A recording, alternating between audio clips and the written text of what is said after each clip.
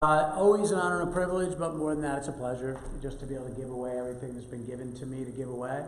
Everything you learn is really designed to be given away, right? And that was the goal, I think, that was original plan for me to even be here. Because Joel, I'm going to give you a bunch of information that's going to help you, and now see if you can go out and give that away for others so that maybe it'll help them. And so as a person in what we call long-term recovery, which if we're all reading the same Bible, the Bible says no longer be conformed to the patterns of this world, but be transformed by the renewing of your mind. So really, we're all in long-term renewal, aren't we? Right? It's ongoing. It ends in ing. Renewing, all the way ahead, right? So we're all in long-term renewal, aren't we? Some of us a little more specific in renewal than others. And so my renewal included 20 years of addiction. And I finally got to a place in my life by way of my family intervening, and I finally, at the age of almost 38, took it seriously, and I went into Teen Challenge, which is long-term residential faith-based program, and found the Lord in that program, came in an argumentative atheist, arguing with everybody, and somehow I went from sinister to minister, from crack to Christ, from filth to faith. He's going on and on. I was going forever. And so God did an amazing thing, and I think for me personally, really, to be honest with you, what created the decision for the Lord is it was very logical, I think, and I think we're all looking for a logical relationship with the Lord. And I think what it was for me is I just found it took more faith to not believe there was a God than to believe there was, to be honest with you. I just thought that all of the assumptions I was making were based on no real reference point, but the beliefs in God all had reference points. Interesting. So I went that direction, and God certainly showed up in my life, delivered me from the compulsion to use drugs and alcohol. And as a result, I stayed in the Teen Challenge for about 10 years. I left a while ago, became executive director of another ministry, and I just recently resigned from there. And now I'm kind of waiting on the Lord to see what he's going to do with my wife and I. I'm thinking maybe pastoral. Not sure. But so I come to you with 15 years in the field of experience and education. Tonight, I do this training all over the country, primarily in Pennsylvania, and a couple other ones. And I give them to 2 different crowds. There's a lot of secular crowds that I do these for, and I do a lot of undercover brother, a lot of scriptural paraphrasing that nobody even really quite knows. Pretty interesting. But for you guys, it's going to be very biblically overt, so I'm going to naturally be able to return a lot to biblical principle. So the goal here is not to make you believe anything about addiction. I was talking to Pastor Mike. I just want to expand your thinking a little bit. I want to challenge you on some things that maybe you already believe. I'm going to approach things from an emotional, spiritual, and neurobiological standpoint, because there is neurobiological science that we don't have to throw out because we love Jesus. Jesus is great with the science. I think science is finally catching up to the Bible, to be quite honest with you. And so I'm going to give you a lot of viewpoints. So 2 things I want you to take away from this is you're going to hear me talking a lot about addiction naturally, but you're also going to hear me talk a lot about human dynamics that have nothing to do with addiction. Understanding human dynamics first and coming to agreement on what we're capable of, not what we're capable of, things we believe that aren't true, about our own power and strength. Once we get there, then we can lay addiction on top of that as a platform on how to deal with addiction. But first I have to get in touch with who I am as a human being. The other thing I want you to hear is that addiction is not an individual affliction, illness, disease, whatever word you like. It is a family affliction. What happens to one happens to everyone. See those 2 brains? So on the left is me, on the right is my wife. Whatever's happening to me is happening to her. At all times, all the time. If we can watch a one-dimensional screen called a television and watch a bunch of professional liars, which is what actors are, talk about things that aren't true on a set that's imaginary, and find ourselves weeping in their script, we are connected to human beings, because logically we know it's all lies. Interesting, right? So how much more so as human beings are we connected to real-time experiences with those that we love, are intimate with, or connected with by DNA, right? So we're highly connected. So this is where, in addition to other ways to look at this expression, where our lives are not our own, we also understand that means in service to the Lord. But it also means that every choice I make affects the people around me, and according to the Lord, that should really matter to me a lot. Love others as you love yourself. I'm going to talk about that phrase again, too, because I think we misinterpret that as well. So we're going to talk about some things, and again, I just want to try to expand your thinking, get you to think about some things. If you're a person experiencing addiction, have an addicted loved one, I'm going to give you a lot of good concepts. I know I have some Al-Anon folks. I love Al-Anon. And we'll talk a little bit about some of the Al-Anon stuff at the end. But let me move in it and find my clicker. There's the power. I worked in southeast Lancaster County, and they don't say power. They say par. You gotta have the par, Joel. So I got the par. All right. Oh, real quickly, a little plug here. I'm going to give you a lot of information. The description would be fire hose, is what you're going to get. Because addiction, we could have this meeting every day for a year to talk about everything in addiction. So after 3 years of doing this, the people pounding me on the shoulder and saying, you need to write a book, I did. And I want you to hear the name of the book. We didn't raise them this way. Because this is what I'm always hearing from parents and loved ones, that somehow they're responsible for the addiction. And we need to talk about that. It's a condition. And we're going to talk about that. We're going to break that phrase open. But all the concepts that we're going to talk about today are in this book. I sell this book for $10. It helps with this ministry, this travel. You can get it online at Amazon. It's a little more expensive online. And what that book will do is help you to be able to slow down on a lot of these concepts, just kind of meditate on them as I bear them out a little bit more in the book. Because I'm going to challenge you. There's a lot of things I'm going to challenge just in your humanistic perspectives. So let's move into it. That's the wrong way, of course. Hold on. Oh, there it is. Okay, so I'm going to read this for you. So how should we understand addiction? We should understand addiction as representing all parts of the human being because it affects the brain of the human being. Everything that affects the brain of the human being then means it's going to affect every domain of that human being. I don't worship the Lord through my knee. I don't talk to you through my kneecap. I talk to you through my brain. I have a conversation with the Lord through my brain. This is my receptor port for everything. How I feel about you, how I feel about the world, my relationship with the Lord, relationship with the man in the mirror. It all runs through this little gel pack. In effect, the truth is that none of this is Joel. You understand that, right? If this is Joel, then which version am I? Am I the newborn baby version? Am I the 16-year-old? Am I the 35? Which one am I? I'm not this. I'm not this. I'm here. I'm this little gel pack that's inside this little cover called my head, my brain, my cranial cap. Everything I am is happening up here. Addiction is known as hijacking the brain. And we're going to talk about that even neurobiologically, how it attacks the brain. But it changes the thinking of the individual. It changes processes. It changes views of self and the world. So when this is negatively affected, then all the domains of my life will also be negatively affected. My vocational life, my relational life, my social life, my emotional life, all of it. When this is unhealthy, everything that comes out of here and off of these will also be unhealthy. When this is healthy, this will be healthy. The Bible says that all the issues of life proceed from the heart, which means brain in the Bible. All the matters of life. This little gel pack created by a divine source in itself is not supernatural. It's natural, and it can be infiltrated, and it can be damaged. We're called to extraordinarily guard our hearts and meaning our minds, to guard that thing, to treat it well, and to keep it healthy. And so addiction comes in and says, nope, we're going to wreck it all. So this is something that Charles Spurgeon wrote that I think is great because it covers every domain. Whether we want to call it medical, an emotional disorder, a physical disease, you pick. I'm good with any of those because it's all of them. And so here it is. Drunkenness expels reason, distempers the body, diminishes strength, inflames the blood, causes internal, external, eternal, and incurable wounds, is a witch to the senses, a demon to the soul, a thief to the purse, a guide to beggary, lechery, villainy. It is a wife's woe and a children's sorrow. Makes a man wallow worse than a beast and act like a fool. He is a self-murderer who drinks to another's good health and robs himself of his own. Every domain of life has just been represented in that analysis of addiction by Charles Spurgeon from a biblical perspective. Interesting, right? So it's everything. We can understand addiction as a neurobiological impairment. It affects the brain and the biology of the human being. It's also a spiritual oppression. It starts to remove things like faith and hope. One of the things we begin to start to have faith and hope in are things we can touch, feel, squeeze, hang on to, see, taste, smell. And then it becomes emotional bankruptcy as we start to absolutely walk outside of our value system. And the emotional bankruptcy can often be the reason for the usage, but it most absolutely is the result of the usage because you're operating outside of your own value system. And we're going to talk about what that looks like a little bit later too. But when we're starting to live outside of our own value system, we get into all kinds of places of shame and guilt. It's pure emotional bankruptcy.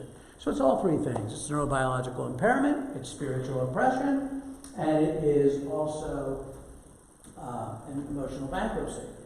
And so that's why we have to understand it holistically. Addiction should be handled and dealt with holistically as well. So we can't just assign a medicine to addiction and assume that that will be enough. We have to also assign lifestyle change to addiction. We have to start evaluating our emotional life and our spiritual life and find a holistic change for a very holistic affliction. That make sense? Holistic change for a holistic affliction. And so here's another thing we see in Proverbs. One of the ways we describe addiction is when a person continues to use despite the consequences. So Proverbs says, and I won't read all this, but it describes all of the tumult and despair of a person in addiction. But look at the last line. After all the damage and the wreckage, hallucinations, pain, all kinds of terrible things, it says, when I wake up so I can look for another drink. After I've just experienced all this wreckage. So this is how we know for certain that it affects the brain. When you and I were little boys and little girls, if we went to reach for the cookies, and the cookies were above the glow of the red-hot coils of the stove, and we had our forearm on that coils, you know what we're never going to do again? Reach for those cookies. In addiction, we continue to reach for the cookies until we burn ourselves down to our shoulders. Then we use our legs to our hips. And if we have to, we use our face. Something went wrong there. Nobody does that, right? That's the indication the brain has changed. No reasonable human being who's not been infiltrated by addiction keeps reaching for the cookies. But in addiction, we do. And everybody wants to shake us by the pillow and go, why are you doing this? Because I have a condition. And I need to get into a process of healing and change to break free of it. And so we have to, again, understand that this thing is a condition of multiple aspects. So here are just some of the warning signs, right? I won't read all of these. And you guys have access to this PowerPoint. The pastor can send it to if you want it. Depression, mood swings, irritability, arrests, inappropriate responses, changes in sleeping and eating patterns, missing or late for work, not being able to live up to our obligations. How about just dishonesty, manipulation, criminality? These are all signs of it. Lifestyle change, meaning that my clothing might change, my friendships might change, my music might change. My sleep habits are changing. My goals are going away. When I was growing up with you, I kept telling you I'm going to go to college and be a lawyer. And then one day I came and said, yeah, no, I think I'm good. And just get a job in the neighborhood. Well, where did those goals go? I used to love to do skateboarding with my friend Billy, Jimmy, and Henry. Well, I don't skateboard anymore at all. And I don't know where Billy, Henry, and James are. They're gone. Things begin to change. Friendships start to change because it starts to take over our view of ourselves, the world, and others. And so lots of behavioral warning signs. Unfortunately, by the time the person is in what we might call a full-blown stage of addiction, the warning signs have already been justified and minimized by most people. Because nobody wants to believe bad things about the people who are addicted. We don't want to believe bad things about ourselves. Nobody wants to believe bad things about anyone they love. And so what ends up happening is we begin to create something called cognitive dissonance, to where we know things don't make sense, but we believe for it to be something else. And what happens is we get a lot of these warning signs, and we start to say things like, it's just a phase. It'll go away. At least we're not bad at selling so. And unfortunately, that window is where the addiction maybe has only really become repetitive as far as abuse, but there's not absolute brain change yet that actually makes it addiction. And most of us as parents, we miss that window. And that's why prevention is such an important part of addiction, is being able to recognize those things and then begin to start to address our children or our loved ones as we see the warning signs, as opposed to trying to be on the backside trying to talk them out of an addiction, which is going to be fruitless. So this is one of the key myths of addiction. Overcoming addiction is simply a matter of willpower. You can stop using drugs if you want to. The fact is that addiction alters the brain, soul sickness, brain disease, disorder, take your pick. And this is where families are constantly asking me, we didn't raise him this way, why does he or she behave this way? And so the impression there is that parents are taking an irresponsible responsibility for the decisions of their addicted loved one, as if they've caused the addiction. Would you agree that there's never been one set of parents that have done everything right or everything wrong? At least a conscientious set of parents? There's no perfect parents, right? But how come all of our children aren't addicted? It's interesting, isn't it? So if it's a parenting thing, should they all be addicted? If we really believe if it's a parenting issue, we're going to struggle as Christians then, because what we understand is absolutely, no matter how we raise our children the way they should go, we use influence. This is in my book. We don't have control over anyone. We try to influence good decision making and deter bad decision making, and then we hope for the best. Because we understand that our children are free-willed, sentient human beings who can make whatever choices they want regardless of our influence. So to prove that, what we would have to understand is if we think it's a parenting thing, well, you know who had the first set of kids that took back their own will and did some funky things, right? Yeah, God, right? Adam and Eve. They're the reason for addiction. So if God can have children that are going to take back their own will, does this suggest that God's a bad parent? No, we understand that not only is God not a bad parent, he's the perfect parent. So how could the perfect parent cause those children to do that? They didn't. They had free will. And they made the choices they made.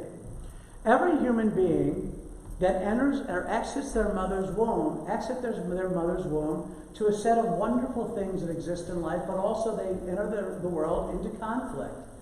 Conflict is a part of human existence, and no one's an exception to that rule. Now, conflict can be different for each person on a different level, but nobody is free of conflict. What we find is some people, for whatever reason, find healthy ways to navigate conflict and maybe have greater capital as far as family support and resources. I don't know. I can't explain the deck of cards. But we know that some people don't. Some people don't handle conflict well, but regardless of parenting, everybody enters into it, right? So everybody gets a name, though. If you're not dealing with conflict in a healthy way, well, everybody gets a name. If you're dealing with conflict or trauma in your life or inadequacy and you can't get out of the gymnasium, well, you get a name. We call you a lunkhead. If you can't get past your inadequacies and your trauma and you're trying to get it all through achievement for your office or your workplace, you also get a name. You're called a workaholic. If you get it through other people to where you can't be happy unless someone else is happy, we call you a codependent. If you can't get happiness in any other way other than the money that keeps you safe, you get a name too. You get a cool name though. We call you shark. If you can't find happiness other than medicating yourself, well, you get a name too, and you're called addict. See where I'm coming from here? No one is free of conflict. Every child is going to be met with difficulty that parents can't change. Right? So, if there's a level of ownership that a parent has to own in terms of things that they wish they could have and should have done differently, that's more of a conversation with their Father in heaven as a child than as a parent. These are things we want to get better at. But no one can make anyone addicted. Al-Anon teaches us that no one can cause someone's addiction. How prideful, and what a signature of our humanity and our pride. I can biochemically change your brain. No one can cause somebody's addiction. No one made me use. The only way you can cause someone's addiction is if you remove their will. And we see some cases of this, human trafficking. If people's will is removed and they're made into addiction. So in that case, yes, you can cause someone's addiction because you removed the will. How about the child that's born to an addicted mother? Right? The will's been removed, so the addiction's been created. So it can exist, but that's a 1% to the 99% of parents that are just doing the best they can. So we didn't raise anyone to behave these ways. That person made choices based on conflict, whichever that might have been for them, on how to remedy the conflict, and as a result of it, it led to an addiction. And so when this says that you can will away your addiction, what you're saying to me is that you want me to will away the behaviors that are related to addiction. That's what you're saying to me. You know what one of the symptoms of a person with addiction is they use drugs. That's a symptom. So you can't ask me to will away the symptoms of something.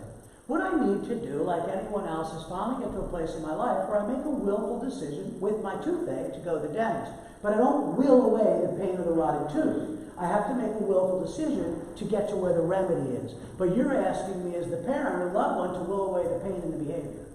It doesn't work that way. The pain and the behavior is a symptom of the root issue. What has to be willful is a decision to get that allergy problem and that runny nose. I got to go get some decongestant. I need to go to an allergist. I need to maybe stop hanging out in a pollen field. Because you see, external stimuli comes into the body as God has designed it and creates a response internally that you have no say in, when my nose begins to run because of allergy, and you're telling me to will away that runny nose, you should be able to stop that. No. What I need to do is make a willful decision after enough of a running, snotty face to finally go get some decongestant. But that's going to be another level of influence.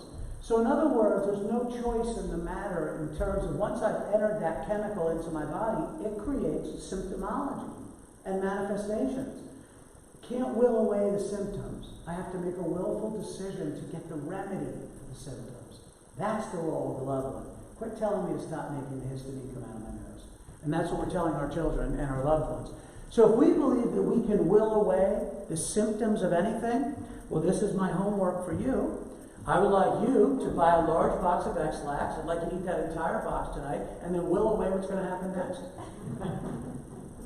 So when I meet you in the bathroom, actually when God meets you in the bathroom, and you're praying to God, even in our addiction, we pray, God, Lord, help me to have a box of X-Lax but not have the symptoms. That's what my parents want. They just don't want me to have the symptoms. And so God's response to that is, no, silly, no. See, when you eat a whole box of X-Lax, that's exactly how I designed your body to respond. That's never going to change. That's the response internally from an external stimulus. Here's the prayer I'd like you to pray. Instead of praying, how can I have a whole box of X-Lax and not experience the symptoms in the bathroom? How about this prayer? Lord, help me to stop feeling the need to eat an entire box of X-Lax. Right? That's where the remedy is found. And so we have to get away from this. So when we go back to this idea of we didn't raise them this way, from a purely neurobiological standpoint, this is what I'm going to give you to help you understand what's happening in the brain of an addicted person. This is a very important part. That's a huge part in that book. And this is going to help you understand what's really going on in the mind of your addicted loved one. So right now, maybe a little earlier today, you experienced a great emptiness right here. That's called hunger. When that hunger message went to your brain by way of what's called a neurotransmitter, neuro-brain transmitter message, it did not go up here to the executive functioning, or better yet, the optional part of the brain. What color socks to wear with this outfit? It didn't go there. So if I do show up somewhere and somebody says, those socks don't match those pants, I don't get killed, excommunicated, nobody says bad things about my mom. Everything's fine, right? There's no real cost or penalty because it's not a survival part of the brain. This is where we spend about 99% of our day, unless we're hungry, where it goes to the survival message, or if someone's chasing us with a knife. Other than that, all parts of your day are optional everything. And so it's called the executive functioning. But when hunger goes to the brain, it does not go to executive functioning. It goes to the limbic system responsible for survival. Fight, flight, or freeze. And so you don't reason with it. The brain is screaming. If we could put a stethoscope on your brain, metaphorically, this is what you would hear when you're hungry. Survive! Survive! It's not optional. It's such a powerful message, and you've experienced this plenty of times, but you just didn't realize that your brain is running the show. That, by the way, that's a backstage pass for you, an important nugget, by the way, just so you know. You are not running the show. Your brain runs the show. So you better treat it kindly. It runs the show. And so the brain feels survive, survive. You're driving down the street. You've done this hundreds of times. You're driving down the street and you're having an optional conversation, which is the only conversation usually we're ever having with anyone, about all kinds of things. That time we went camping, oh, that big fish we caught. And you're having all these lovely conversations, and all of a sudden you hear survive, survive. So all the verbal conversation with that person ends, and you begin to start shooting them nonverbal communications. They stop talking. So you'll start going, because you have something you have to tell them. It's way more important than a big fish or a cabin. And what you need them to do, if they just shut their mouth for a minute so you can look at them and say, hungry, must seek food. And that person's brain will hear two operative words that will go to this part of the brain and not this part of the brain. Hungry and food. And their brain will start going and figure out they need to survive. Chances are, if you spent the day together, they're also hungry. So they also start hearing survive, survive. And now guess what all the conversation's about? It's not about cabins and fish anymore. It's about, well, maybe fish. Where should we eat? Who should we invite? When should we go? Aunt Sally's pie. I know there's a great steak. And that's the whole conversation for about 5 minutes. And then once you've decided where you are going to eat, because survival took over and wiped away all that other stuff, went right out the window. Literally, it sweeps clean the executive functioning. Sweeps it all out the driver's side window. You'll try to return to that conversation about the cabin, because at that point before surviving, it was kind of interesting. But you can't. You can't remember. You both look at each other. And you know what you end up doing? You'll finally go, oh, I know where there's great sushi. And you'll go right back to a survival conversation. You've done that 1,000,000 times because your brain runs the show. And so now you have to close the loop. You can't just have your brain screaming, survive, survive. The next thing that has to happen is you got to get that chicken nugget past your gag reflex and hit the back of your throat. The moment that happens, and the brain knows it's going to the belly, the next message, success! Great job! Do it again and again and again. Never forget to do this. But then your brain, where little boys and little girls went, ooh, I don't know. You might forget it. We run the show. So we're going to help you to never forget, because we just can't take a chance that you'll remember. So what your brain did for you, and it's going to sound crazy, is you grew a little thing in your brain, and so did I, called the hippocampus, responsible for memory. So what your brain did for you, on you, is it took a branding iron. And everything that has to do with food goes onto this burning hot tip. All things of food, colors of food, smells of food, the word food, burger, cake, Aunt Sally's pie, it's all on there. And right in the hippocampus. So you never forget, whenever you see those triggers, to respond for survival. Triggers, familiar word for addiction? So now, it's 11 o'clock at night, you've had your 3 meals of the day, there's no good reason on earth to have another meal. You don't need another meal. Your body's completely saturated with all its needs and nutrients. Matter of fact, you even represented all the food groups. Who does that? Nobody does that. And you did it. But it's 11 o'clock at night where the whole world is idle, little sleep, little slumber, little folding of the hands, everything's coming in, all optional, everything, Sunday night at 11, about to go to bed, everything is optional. And you watch that little screen that plugs in all the information for optional everything, nothing on there is survival except one thing. All of a sudden, there's that little Roman ruler, that little Caesar with 150 pizzas for $1.23, and there it is, the melty cheese, and the CGI, computer-generated steam, and your brain goes, it's just computer generation, but your nose says, no, I smell it, and then the next screen is your 72-inch TV, is a pepperoni glistening and popping, and your brain says, yes, survive, and you look at your friend and go, we should order pizza. And they say, yes. Any idea why? None at all. Let's just survive. And you have a pizza for no good reason. 11 o'clock at night. Your body didn't need that. Interesting, right? So now I want you to take the cravings of addiction. They don't go here. They're not optional. They go to the exact same place as food. That's why it's called hijacking the brain. That's what it does. It mimics a survival response. So when your addicted loved one or a person you know is in addiction, even a person who maybe wants a cigarette, the message is survival. It's not optional. It means at all costs, at the disadvantage to whoever, I'm meeting this need.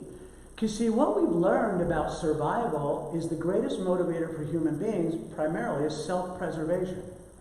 And when self-preservation comes in, guess what goes out the window? You have good thinking and values, good judgment. Bye-bye. So how do we know that? It's called the moral dilemma. It's called the Heinz dilemma. And we've watched it in survival scenarios in real time over generations of people in caustic situations where they had to survive. 5 people took the life of the weakest person and ate them. Do you think they were all killers? No. Survival took over. So the sociological study that they do in classrooms, they ask the class, they give this scenario. There's a man in his hometown who's revered, maybe the pastor of his town. Upright father and husband, well revered by everybody. No criminal offenses ever in his history. But for whatever reason, he's unable to feed his family with socially acceptable ways.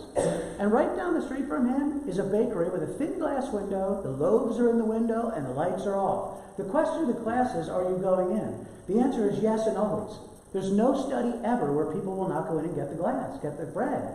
The degree of resistance sometimes includes the degree that people will put good judgment out the window to meet the need for survival. So when people are hungry, they get fed. When people hear a survival response, they get fed. So the person in addiction is hearing survive. So we don't raise anyone to steal things from us, but when survive comes in, sorry, the ring's going to the pawn shop. And that's the way it works. And I'm going to give you that scenario in a minute. So what does the brain love so much about this process? Much like hunger, what happens is when you're hungry, you begin to get agitated in your anatomy. Your homeostasis begins to become affected. The great emptiness occurs, something is missing, and it creates an agitation. We like the word hangry. My wife gets very angry. Don't tell her I said that. Very hangry lady. And so I know when she's hangry, I say nothing. We drive immediately to McDonald's and we end it because there's going to be trouble. Hangry. I see people look at each other. So agitation gets formed. So when you eat, you remove the agitation. But something else wonderful happens that the brain loves is pleasure is experienced.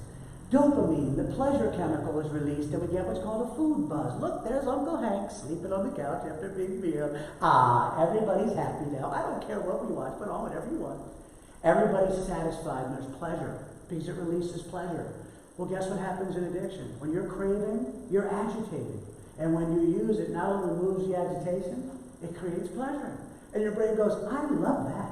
Let's do that forever. And let's not put it here. Let's put it here. We don't raise anyone to do that. That's the biochemical change in the brain. So here's what it looks like, and this is in my book, and this is the duality and the conflict between the authentic self and the inauthentic addicted self. The inauthentic addicted self, now hijacked, is seeing I have access to my grandmother's ring, who is deceased. It's the surviving emblem of my mother, of her mother. It's worth about $8,000. It's her wedding ring. But it's absolutely going to the pawn shop because all I can hear is survive, and that means to get high. And so it's going. So I'm driving this thing knowing it's an abomination to do it, but all I hear is survive. But you see, in addiction, you never separate from your authentic self. You do your best to keep that person at bay.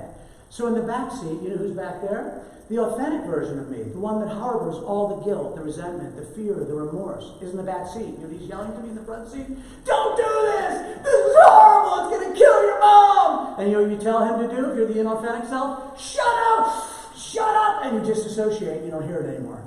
But you know what the problem is? In order to shut him up, I have to behave in the behaviors outside of my values that create the shame and the guilt. Shoo, shoo, shoo. Some of us, that's 5, 10, 15 years of doing that.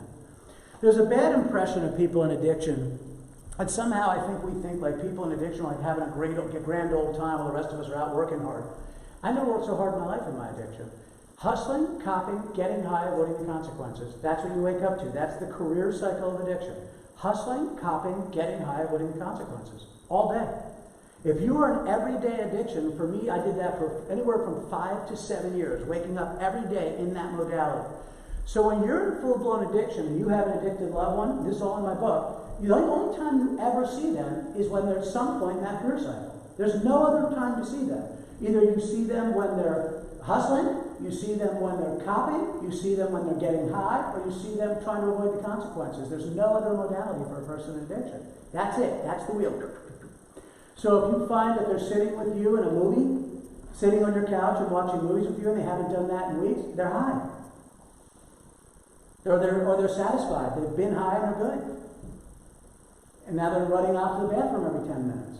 Or now they're answering phone calls left and right because the high's wearing off and they're vanishing. If they're gone again, and they're erratically going again, they're hustling or copying. Hustling means they might be mowing your lawn for $20. You think they came to help you mow your lawn. No, they came to get $20, and they're probably not going to finish the job and get the money first. Hustling. Avoiding the consequences, well, that's you help me the most. The only way I avoid my consequences is you as the family. You're my greatest resource for that inauthentic version of me. So if I need $20, I create a story of guilt or shame or fear or something that you see me as a victim. See, as long as you see me as a victim and you love me, you will always rescue me. But I am by no means a victim, and neither are you. For every toothache, there's a dentist on every corner. For every person in addiction, there's a treatment center on every corner. It can be remedied. So there's no victims. It's choices to stay in it. Choice to stay in the toothache or to not stay in the toothache. No one is a victim. But I have to get you to believe I am a victim.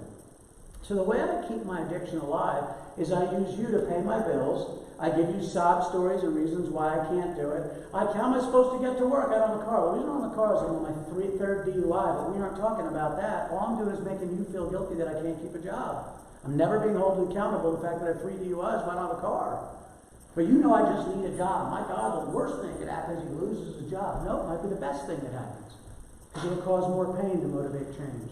And we're going to talk about that. And that's where it starts to get tricky for us, is because we don't understand that concept when it comes to addiction. That pain often becomes the catalyst for why people reach out for help. Discomfort, it's a great motivator, an excellent motivator. So we see here even biblically, it says, alcohol has robbed my people of their brains. Even the Bible covered it. Isn't that amazing? Has robbed my people of their brains. So here we start to talk about maybe not necessarily the Bible's view of the biochemical effect, but maybe so. But maybe here now we start to see the idea of idolatry, right? A place of worship. We become what we worship, right? That's how it works. When you worship the gymnasium, you become a lunkhead. When you worship another human being, you're a codependent. When you worship drugs and alcohol, you're an addicted person. If you're a person of God, and if you worship the Lord, you're a godly person, right? So in other words, we're designed to worship. There's no way a human being doesn't have one thing. It's a theological term. It's called the ultimate concern. Everybody has one thing that they're willing to die for. Everybody. You know what it is for most of us? Ourselves. Sometimes it's our children, right? Which they say now is as great as a motivating factor for self-preservation, or a motivator as self-preservation, is a mother's love for a child. Like jump in front of a train for your child. Interesting, right? But it's terrible because I've sat in crack houses where mothers are with their children or pregnant. Right? So boy, that's tough. But then we know the scripture, right? So in other words, I've seen addiction be a greater motivator than self-preservation or the preservation of our own children. But we know a scripture that takes us far from that. You know what that scripture is? He who is in me is greater than he who is in the world. He is the greatest of all powers. Is the power of the Holy Spirit living in me. Without the Holy Spirit, I'm a sucker for everything. Sorry. An open vessel waiting for the next thing to take me over. It's the way it works. Because you see, if you don't have an ultimate concern, something will default you to one. Every person does not know how not to worship. There's something we will always put first. And that's why it's so gravely important as believers that we're putting God first, that it gives balance to everything else that demands to be our focus of idolatry. They all demand to have it. Even the people we love most demand to be the center of our ultimate concern. They can't be. It's got to be Him to bring balance to these. And so this is why we tell parents, you raise your child to behave those ways, your child is experiencing an affliction and is going to need some help. So how is the family personally affected? So the family is personally affected in these ways: physically, emotionally, spiritually, relationally, socially, and vocationally.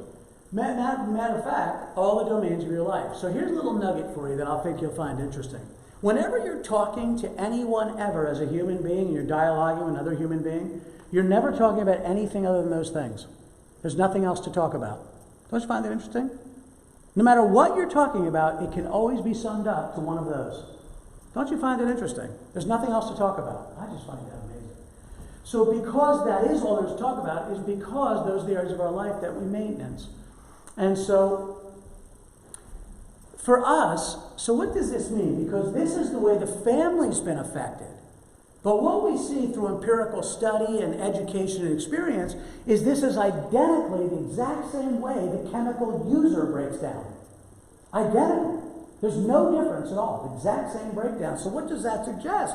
Does that suggest that families become addicted? Here's how I want you to look at that. Now we're going to talk about addiction as obsession. So for us, right now, if you're not experiencing an addiction and you're not obsessed with anything, all of those domains, I want you to imagine like a deck of cards in front of you. So you have this deck of cards that you haven't lost sight of. Right now in this room, you haven't lost sight of those other domains of your life. They haven't lost control, or you haven't defaulted to empty on any of them. We might say right now, socially, maybe even spiritually, is the card coming forward, right? Because it has the most attention right now because of this focus of this group. But you haven't lost sight of your physical health. I promise you, if you need to use the bathroom and you're not obsessed with this meeting, you're going to go use the bathroom and not stay in your chair. Nobody's stabbing their head with a pencil physically, right? So you haven't lost sight of your rationale and your reason for the other things in life. Every one of you know exactly what you're going to do when you leave here. You already have a view of it. You know, you already have your maintenance of when you have to go to work. All that's already worked out because you're not obsessed. For people who are obsessed, what happens in addiction is that we have taken on another domain, and it's called the mood-regulating substance. The mood-regulating substance, which is my chemical of choice, does this. And guess what I lose sight of, or my ability to maintenance? Because this is all that matters. As long as this is right, I can be right. The problem is that this becomes such a focal point, and it's not usually accepted in larger realms of society or in those domains, is if I try to take this to my workplace by way of hangover, absenteeism, or usage in the bathroom, I'm going to be rejected and probably lose my job. I never meant to lose one job ever. I just can't bring this with. That sucks. Bye-bye. So that job, like unwatered fruit, dries on a dead vine. See ya. Never meant to lose any children. CYS comes and gets my kids. I can't have my kids in this. I'm obsessed. That's why it's called an obsession. Who do you love more? Your kids? Well, naturally, emotionally, if you ask me who I love more, my kids, my mother, or my drug, I'm going to be offended by the question. Emotionally, of course I love my children more. But in the duty of love, the verb of love, the action of love, this is what I love most. It gets most of my time, my loyalty, and my investment. But I love those other things emotionally more. But I can't be without these and also have that. Never meant to lose one engagement. Never meant to stop dancing with my wife, but I can't bring that here. This becomes my mood-regulating substance and becomes my obsession. And all those domains break down by default because they're unwatered. They can't be. This is where all the water goes. So for the addicted person, this becomes their mood-regulating substance, their obsession. What becomes the mood-regulating substance for the family that causes them to break down is their obsession. Me, the addicted person. As long as I'm sleeping, you can be sleeping. As long as I'm gainfully employed working hard, you can be on your job working hard. As long as I'm dancing with my spouse, you can be dancing with your spouse. Who taught us this? Where did that come from? Who taught us that based on the behavior of other human beings, that's now how I'm going to behave? If that's the case, and another human being has the power to control my moods and my lifestyle, then if I have a higher power or a God, I don't need one, because I now have one. It's that person. If you can determine my mood, then I don't need God. You are my God. You are my place of worship. For families, we get lost because it's the feelings of love trying to create the duty of love in a place that's irresponsible. Parents believe that somehow they're going to be able to control or bring remedy to this issue with their loved one. In other words, they can magically fix it. And even though we've tried 1,000 things, bargaining, reasoning, pleading, sound logical advice, nothing's changing it. But we keep going to that well, believing we're going to pull up something, all we keep pulling up is more mud. In my book, what I help families understand, now we're getting away from addiction, now we're just talking about humanity.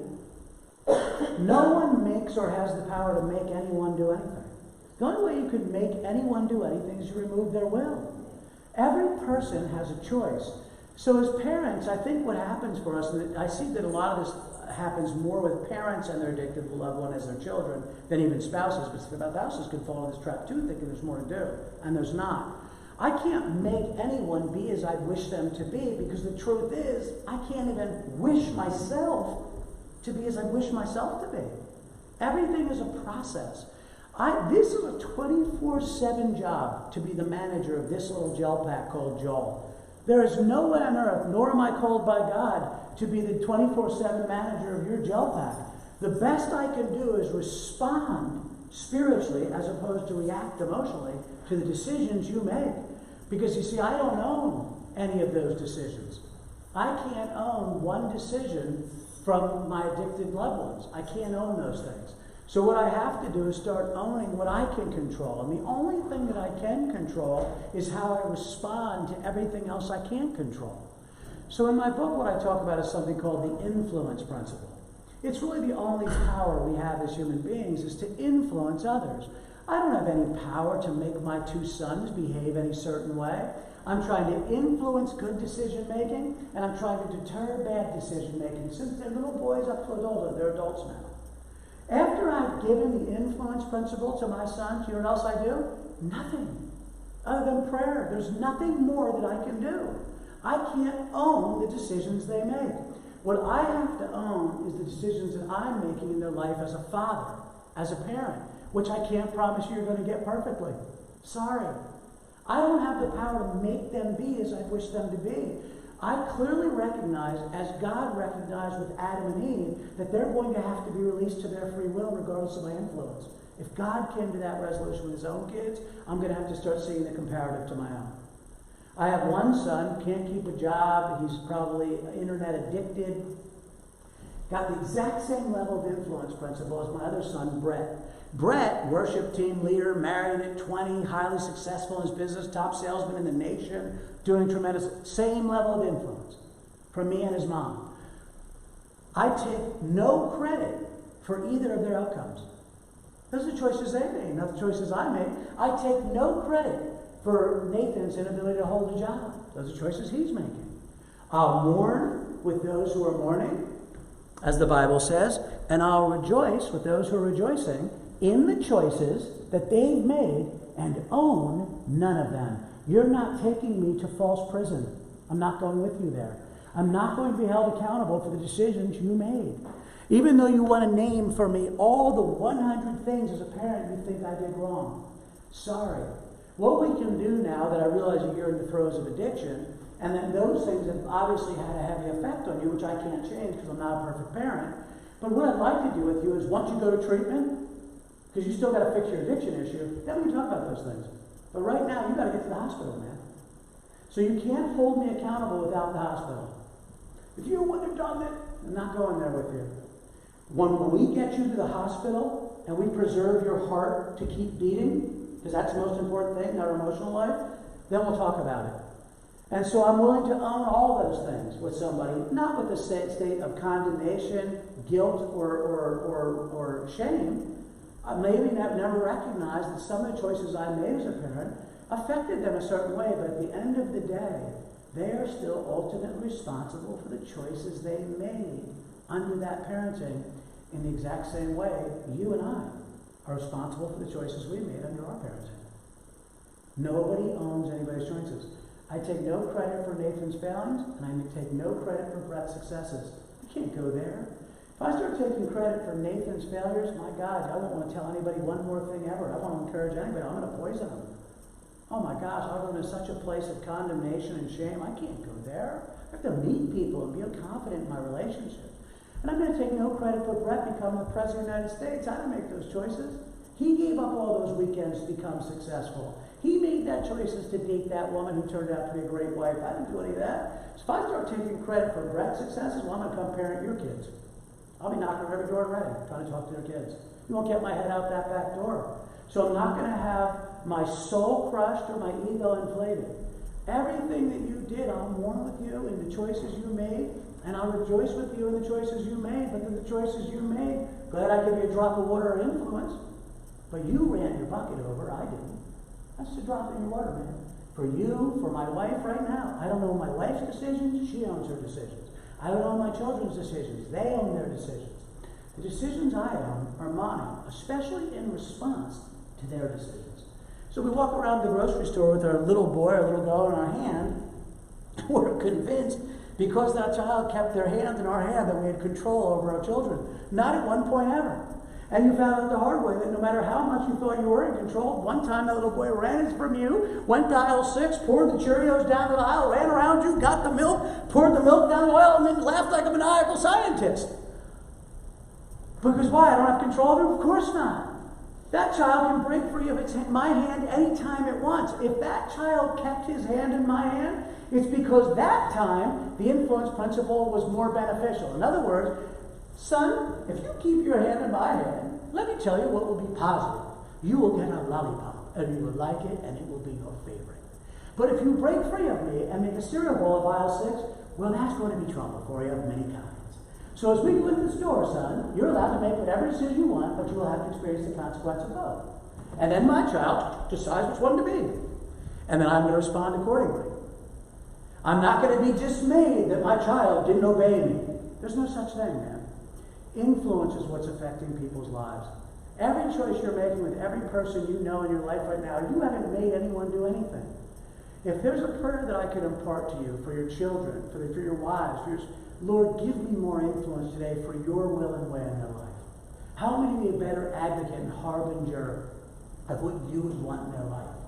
Give me the power of influence to direct people to righteous outcomes and to godly pursuits. Lord, give me the power to deter people from trouble coming. The Bible says only a fool sees trouble coming and continues to walk at it. Give me the power to show them that they're being that fool. Right? Then once I've done that, guess what I do? Nothing. There's nothing else to do. But what happens for us as loved ones, and our love gets messy, is the feelings of love start to tell us there's a duty of love we don't have. That's a mess. We start believing there's something else, and if we can't fix it, then nobody's going to. And we say that as believers underneath our God. Before my children are my children, they're his children. And before I'm anybody's parent, I'm first somebody's son. That has to be the primary two relationships that I understand.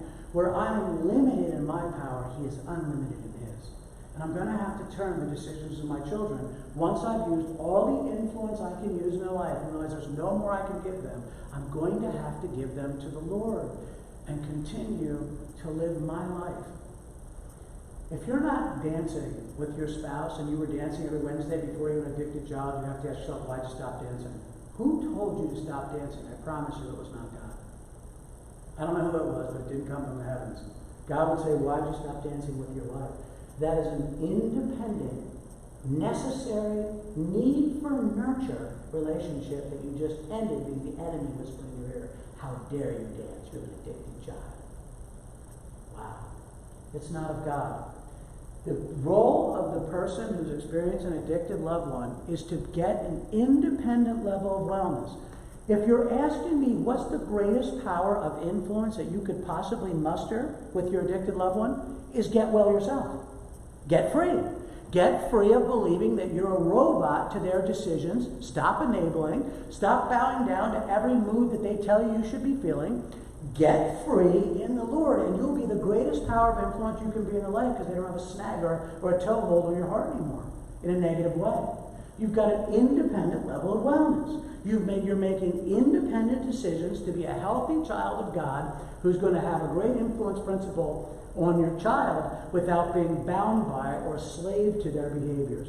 What slave or what person operating out of fear or confusion has ever made any good decisions?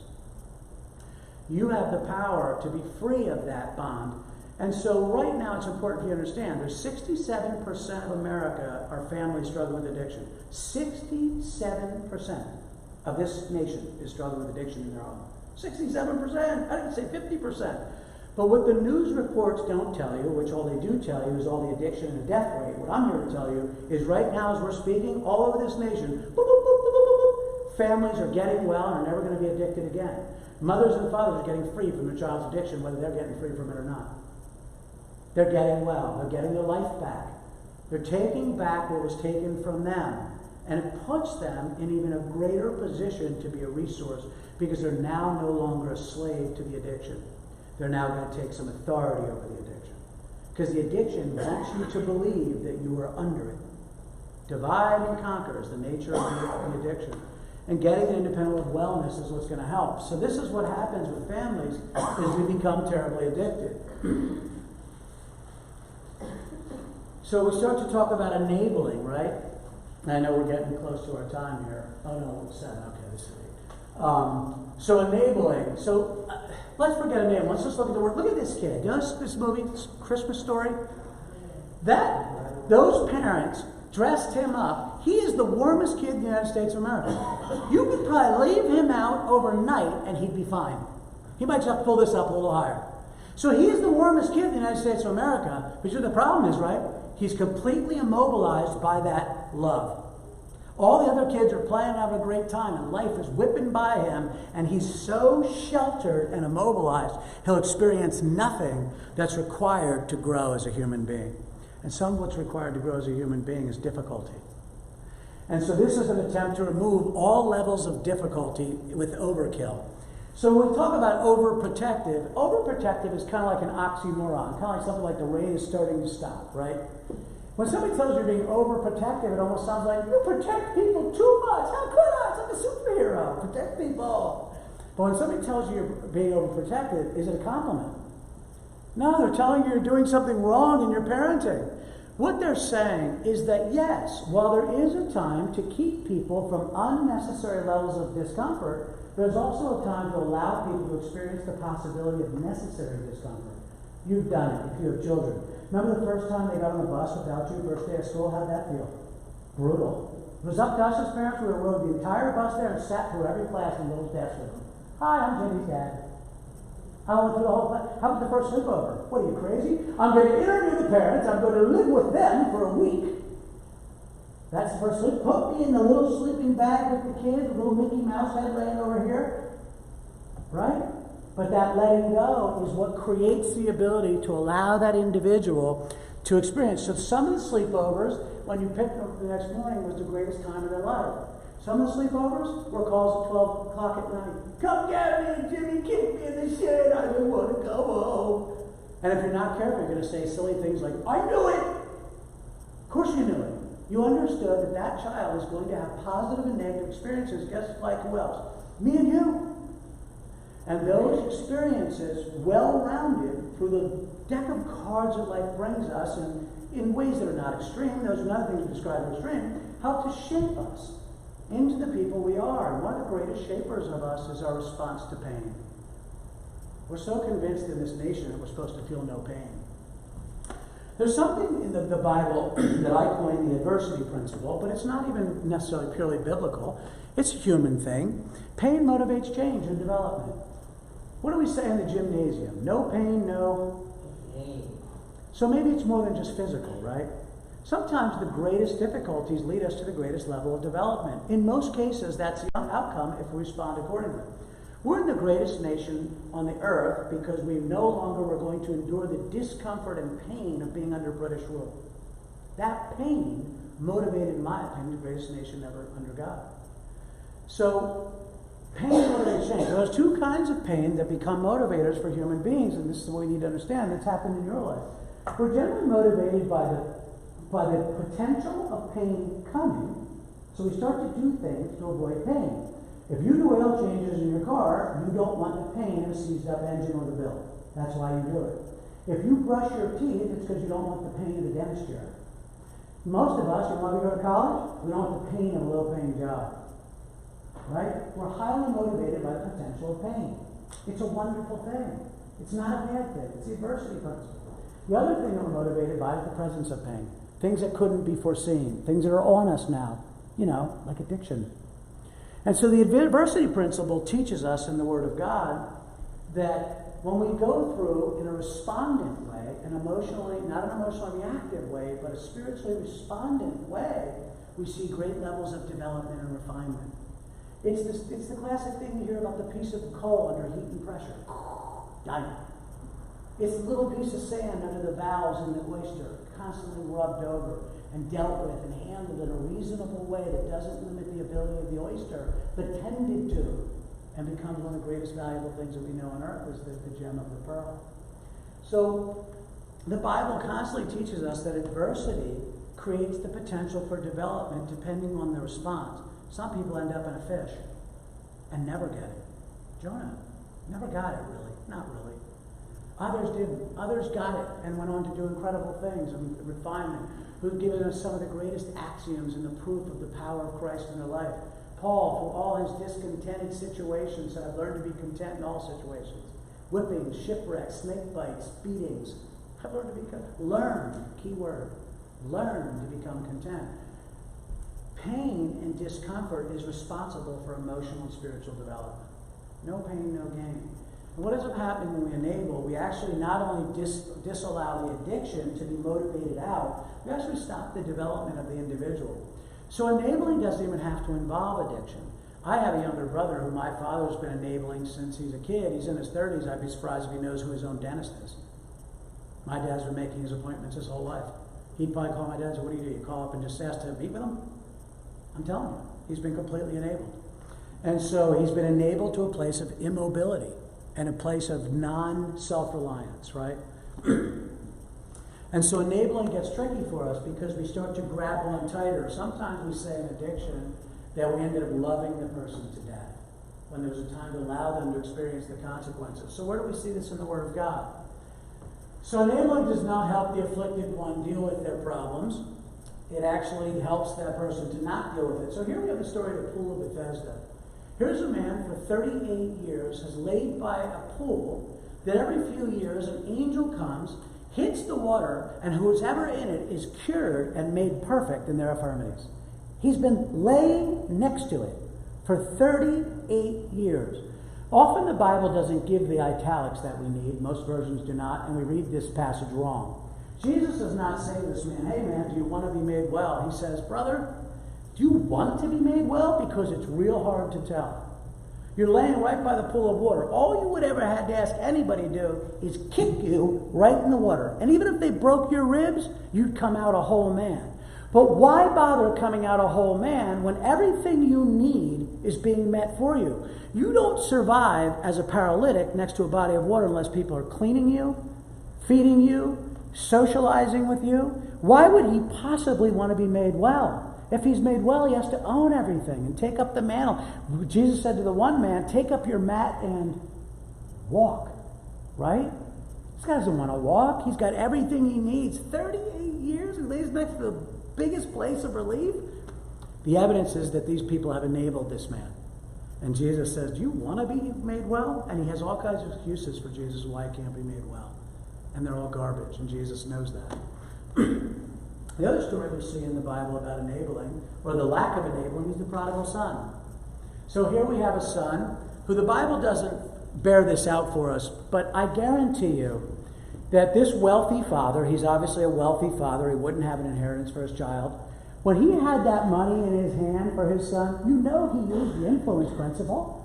He said, listen, son, if you take this money, because you're due it, you can have it, you're 16, I think it's still you're taking it, but you have rights to it, so I'm going to let you have it. But if you take this money and do great things with it, invest and create all kinds of foundations, and don't be afraid to give it away, God will bless you tremendously. Be a good steward.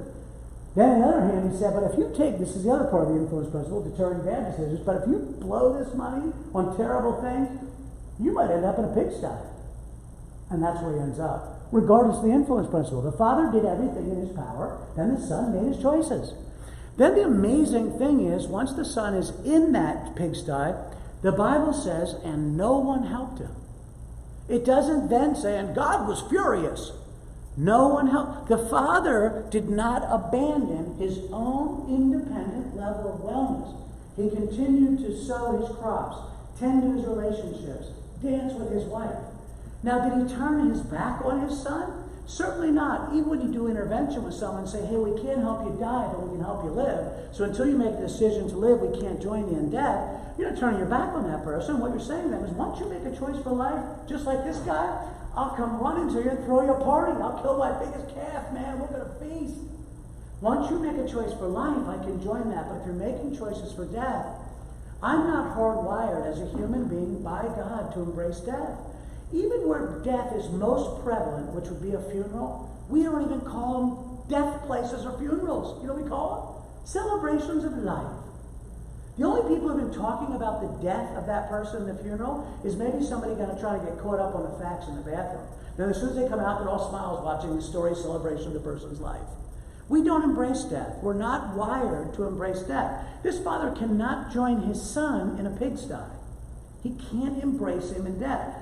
But if his son makes a choice for life, the father comes running to him and embraces him and says, thank you for making a choice for life.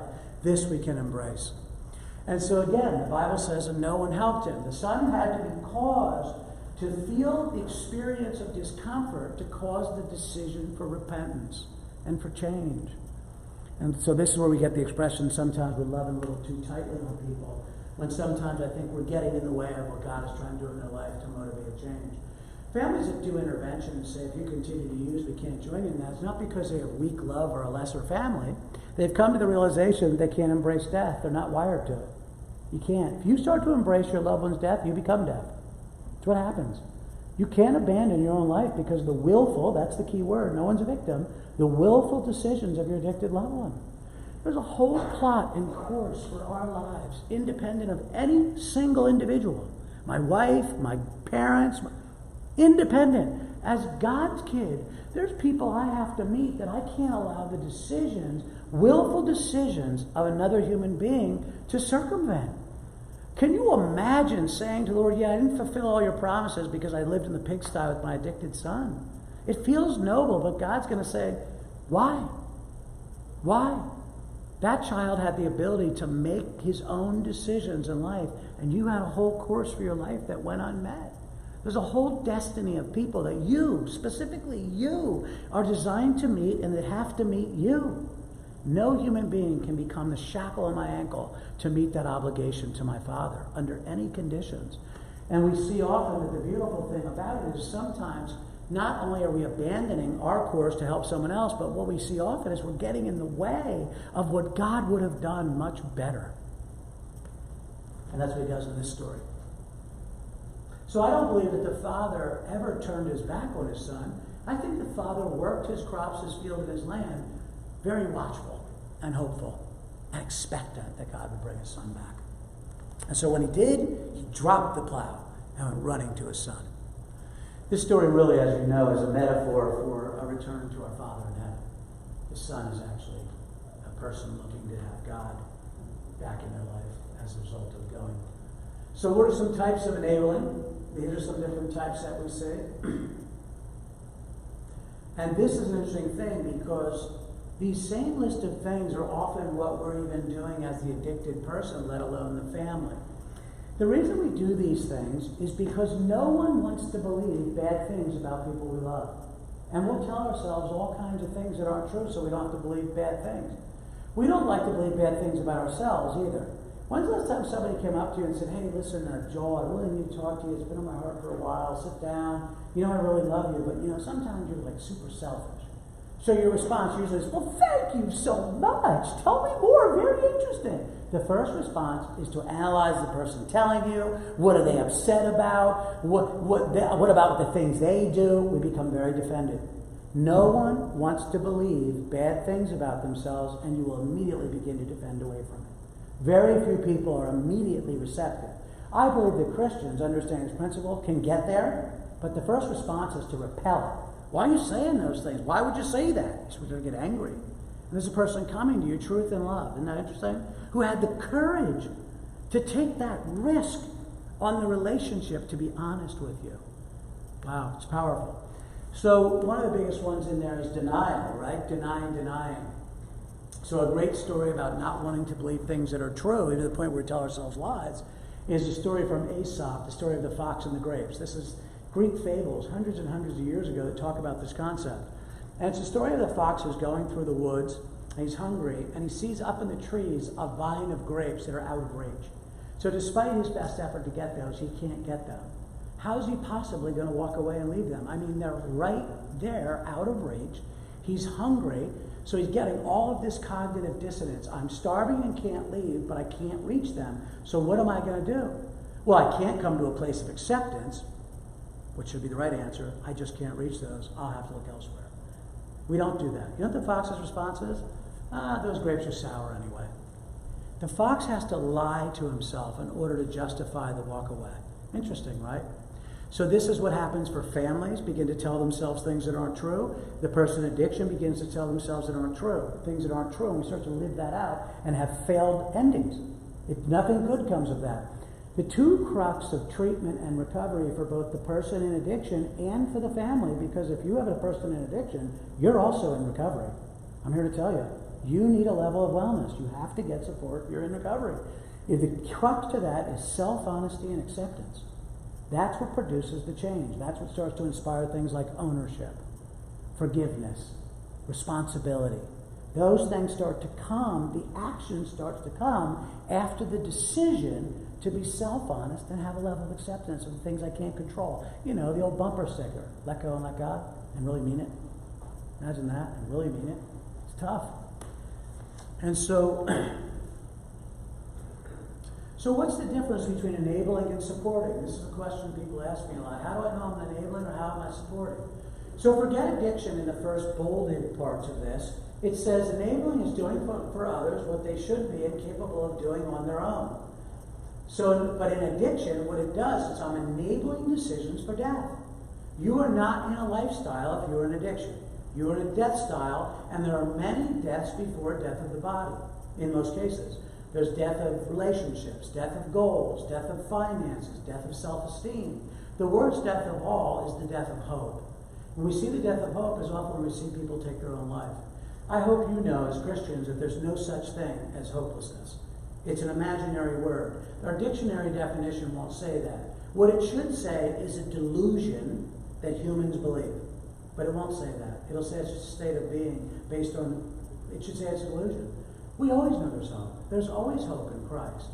We have to really propagate that as agents of hope. So the problem is it's a death style. So if I'm enabling you, I'm supporting your decisions for death.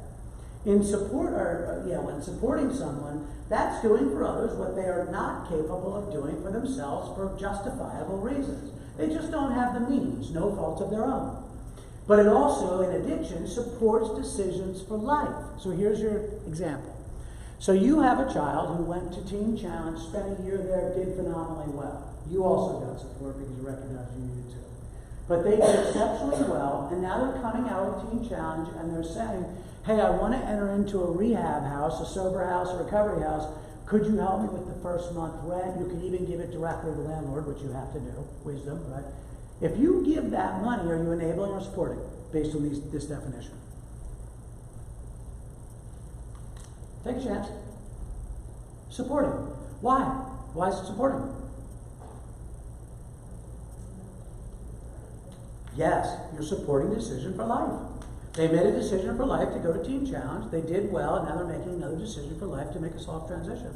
So if you have the means to assist that individual, which by no means are you obligated to do that at all. You understand that as adults, unless it happens through a legal system maybe, is you understand you're not obligated to ever, under the sight of God, ever, if you don't want to, give one thing to anybody ever again. I think God prefers it, but there's no law against it. So in other words, every Christmas you don't give anybody anything. Not one thing. You could spend the rest of your life and not give anybody one thing ever and go into heaven, and as you go through the door, God's saying to you, oh, I see you've been interested in giving anything to any adults. And you say, yeah, none at all. And okay, come on in. There's no law against it. Now, I don't think it's his preference, but in other words, you're not obligated to give any adult anything ever. So if you're going to give it, you're giving it out of a gesture of goodwill, a gesture of love, and a gesture of kindness. But my job in your life, in addition, is to get you to understand, if I'm going to treatment, I'm doing you a favor. I better get sneakers when I want it. You better send me $25 because the gift I'm giving is for you. You better back that off in a minute and make it clear to them, you're doing you a gift. Now, do we benefit by default because we love you? Certainly. But we're not obligated to do one stinking thing, man. You're going to take ownership for your life. If the Lord puts on his heart to send you some money occasionally, we'd be glad to do it. But unless he does, we ain't sending anything. Right? And so that person coming out, you're not obligated to help that person make the next adjustment in life. You might have heard the Lord saying, don't do it. That person needs to be able to do the work required to raise that. You have to assess it. You have to let the Lord speak to your heart about that. I can't tell you what to give or not give, even in terms of supporting. I can tell you that enabling might be handing that money to that person and not to the landlord. You may have just did a terrible setup for failure. Because even though they did great in Teen Challenge, you just handed them $300-400. That's a trigger, man. That becomes a lot. You better go right over the top of their head and let they hand that landlord, right? So that could be enabling. And so you just have to let the Lord speak to your heart, but you can constantly support decision for change. So the other thing, too, is to the degree at which you're able or wanting or willing to support your loved one, could be a number of things. You might say, well, for the first 6 months, after you get out, we're willing to have you live in our home for 6 months. You're certainly not under our ministry because you're an adult, so we can't tell you what to do, but we're the landlords. And so here are the conditions in order to live in my home. The door opens at 7 and closes at 11. Any time other than that, you can't have entrance to our home under any conditions. Understand? One of the most difficult things is that you're looking for sanctity in your own home. So when your loved one who is living with you finally goes to treatment, you finally get back some sanctity in your home, which means you're able to actually rest your soul again. If you've had children not live in your home forever, and now you find yourself with an adult child living back, you get ready, I don't care how much you love them, that's going to be a pain in the butt. You guys have a routine, man. You know exactly the way the toothpaste gets squeezed, the tube gets set, the cleanup in the kitchen, things go in the dishwasher. You have a pattern, man. And so when somebody else is coming into that, you reserve the right, as the landlord of that home, to have your creature comforts and peace conditions met. You own the home. The other condition might be if we detect at any point that you are acting squirrely, because see, you gave us a whole education now on what addiction looks like, so I want to thank you for that. So if you start behaving in ways that don't make sense, because things have to make sense, we know things have to make sense, Word might ask you to go to LabCorp and do a urinalysis. Refusal to do the urinalysis is the assumption of guilt, and you'll have to leave that day. You make all this clear at the door. The other thing is we're going to give you 6 months. So here's the actual end date. November 14th, 8 a.m. You're out. I don't care where you are in your life. I don't care if you have a job, a car, whatever. You got 6 months to work it out, and we have no part in it other than what you include us in. We're not going to come chase you after you. We're not going to make sure you got a job. We're not going to follow you to support program. We're doing any of that.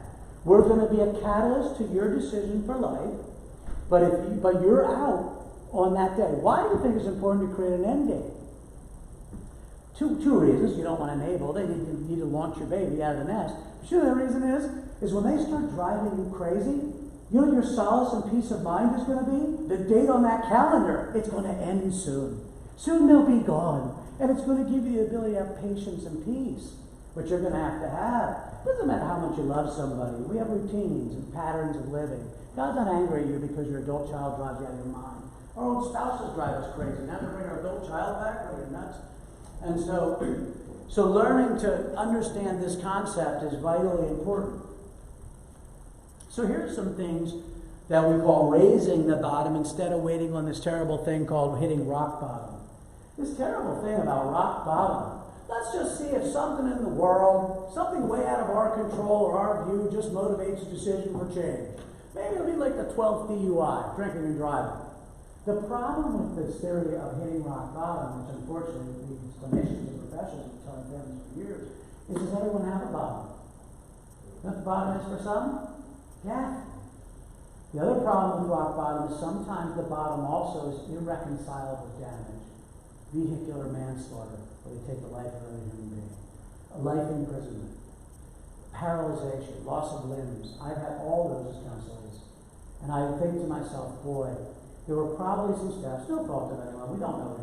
Parenting it's on the job train. I don't know about you. Do you remember being in school from like kindergarten to 12th grade on the teachings on how to deal with an addicted loved one? I sure don't. You know how you learn to do it, right?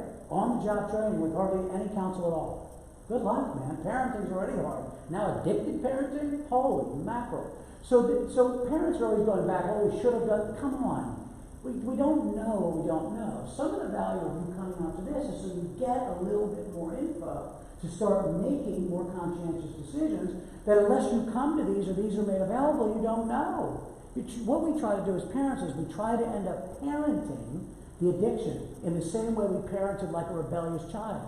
Or the things that we just know about parenting, what we do with our spouses, right? Bargaining, pleading, threatening, sound logical advice. All those things, for the most part, seem to work when it was just a natural behavioral problem. But addiction, here's all those things and nods and agrees, and it's all wind bouncing off my face, then I ask you for $20. Thanks for the advice, Dad. Good talk. Hey, by the way, I'm out of gas and I have a job application coming up, an appointment. Think I can get 20? It's always $20, by the way. All addicts will always tell you $20. No matter what drug of choice you're on, $20 will jumpstart your day, no matter what the drug of choice. $5 will for some. So we have to be careful because we keep trying to parent it, but it takes more than just parenting. It's a condition. You don't talk someone out of addiction. Not outside of a formal setting. Now, is therapy and conversation and ministry an important variable in getting someone to recognize their need? Yes. But in a controlled environment, an environment conducive to change, people in professional status helping to be that therapist and to bring that change.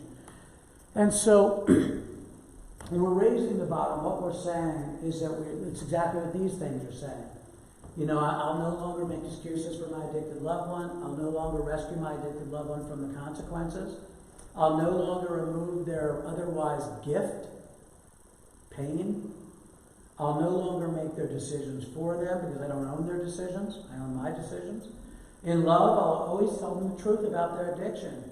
So I can't be afraid to offend your mind to get to your heart. If I really love you, I'll tell you the truth. Real love is duty. It's action. Jesus is both a lamb and a lion, right? He's not one thing. We get very confused about the duty of love versus the feelings of love. Anyone who's been married for 2-3 years or more, you learn very quickly that marriage cannot be based on feelings of love. When Angie and I, my wife, were having an argument, you know what feeling is nowhere to be found in that room? Love. It's nowhere in that room. What exists in that room is something bigger than our feelings, and it's a commitment and duty that our obligation to one another runs deeper than the feelings that are fleeting in this moment. That's why we're not divorced. If it was based on feelings, we'd be done in the first year, right? So the duty of love becomes the basis for how we're going to interact with the person we love. When you're deciding to set out on a mission to bring relief to your addicted loved one, what gets in the way is we're convinced that we have to have emotional satisfaction in the process. Who's teaching us that? You're going to have to abandon your emotional satisfaction to keep somebody's heart beating. When you do intervention with somebody, it's not an emotional rescue mission. That person is telling you, go where, but their head's going up and down and say, I'll go to treatment. But they're telling you to go, and they may be flipping you off. Who cares? As long as that head's going up and down and saying, yes, I'll go to treatment. The duty of love work, you're going to keep their heart beating for another day, and you jump up and hug, and we'll get back to that emotional garbage later. That's what addiction intervention is. It's not emotional. Families are convinced until we emotionally feel okay with it, we can't do the intervention. Unfortunately, you have a person that's sinking in quicksand that's telling you they're in a swimming pool. There's only 3 places addiction goes: institutions, prisons, and death. It's progressive. No one's an exception to that rule. The end of the matter is always death. There's no real old addicts. There really isn't, especially with these current drugs. So when that person's in quicksand, imagine this. You walk past someone you love, they're in quicksand, and you say, get out of it. They have the means to get out. They're not too deep. But they're saying to you, no, we're talking about it's a swimming pool. Because they're under denial and delusion. You clearly see because you're not addicted, no, it's quicksand. And they're looking and go, no, it's not. They really believe it's not. They're not just saying that to keep you at bay. True denial and delusion really believes that it is not as bad as you say it. That's why it's conditioned. So when you tell me you're not going to get out of the quicksand, so because I don't want to upset you, then that's fine. Whenever you're ready. No, I'm going to grab you from whatever I have to grab and rip off and grab next to get you out. I don't care if I pull off both eyelids to get you out. We'll have to get back to that pain later. The goal is to get you out of the quicksand. I don't care how it affects us emotionally. Would it matter to you if they were upset and hurt them to pull them out of the quicksand? No, it wouldn't. You would do whatever it took to get them out. And the only thing that we know to be remotely like that is intervention.